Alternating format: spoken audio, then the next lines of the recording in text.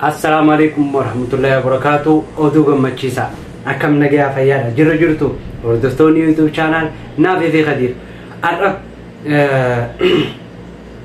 waan hadiyaa wayita kan qabadde isiniif dhiyaate hadiyaa maali waan gammachiisa hunda keessaniifuu fayyadu inni tokkoffaan suuraa yookaan profaayila logo jedhama akka warra YouTuberaati fi warra akka peejiitti logo jedhama. Logo hojjechuun kun fakkeenyaaf ati maqaan kee ani Oromoodha yoo jedhe ani Oromoodha Facebookiin kee yoo jedhe profaayiliin kee ani Oromoodha yoo jedhe namni biraa yoo banate fakkeenyaaf ati peejii tokko yookaan YouTube tokko maqaa nama wal fakkaatuutiin qabaachuu malta. Maqaa Facebookii keetii sanii fi namni biraa addoo inni isa godhu logoodha. Logoon kee yoo ati fakkeenyaaf intala Oromoo yookaan ilma Oromoo itti banatte ilma Oromoo kabiraa jiraate logo yookaan profaayila keessaniitu adda godha. Suuraa keetiin osoo hin ta'in barreeffama yookaan agartee logo waan si ibsu achirra jiru san. Kanaaf arraan tana hadiyaa kanan natsaatti isin hojjechuu barbaade. Fakkeenyaaf akkanaa kana kun akkuma agartan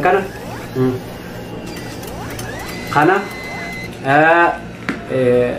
YouTube video karaa akkaataa viidiyoon illee jechaan viidiyootti illee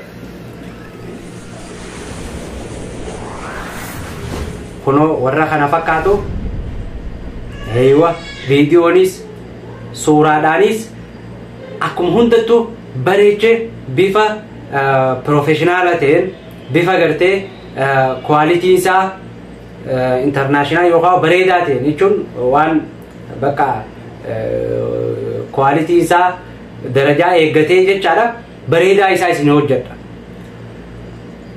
Quality kana yookaan logo kana peejiin isaa ta'u YouTube'ifis warroonni barbaadan ulaagaa takka qofaas irraa eegama. Innis maali YouTube kana jalatti koomentii kee barreessita.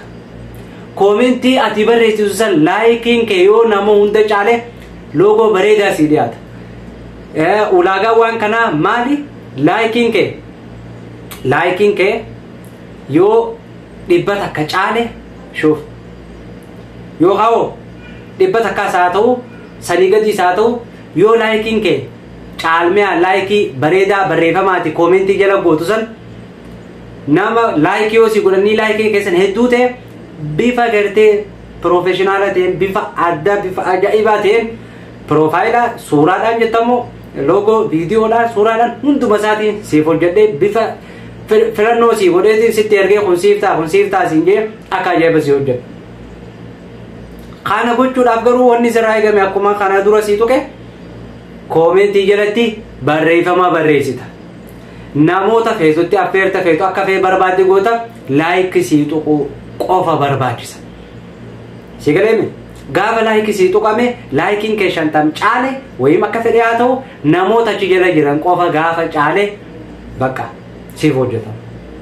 Kana ulaagaan kana ani bagarte Facebook illee qabu Facebook amma inshallah page banadheetiin jira.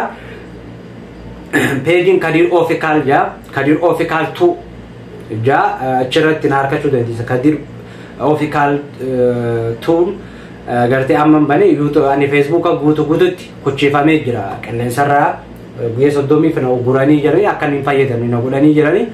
Kanaaf gama kanaaniin akka gartee wanni kun isiniif dhiyaatu barbaade kanaaf namoonni gartee logo kana barbaadan laayikiin keessan gaafa daawwattoota keenya caale maashaallah tokko hanga 4 tokko hanga 5 yoo namni fakkeenyaaf namni dhibbi hirmaate nama dhibba san keessa koomentii nama dhibba san keessa yookaan koomentii namni qubni hirmaate koomentii nama qumaa san keessa ati koomentiin kee caale siifis ni hojjeta lammaffaa sadaffaa takka haga kudhaniitti baafnee jira. Nama takka hanga kudhaniitti carraa isin kanamee jira takka hanga kudhanii kun yoo gartee namoota itti affeertee laayikii koomentii keessan laayikii siif hoddommaate akka ajaa'iba loogoo siif hojjetama.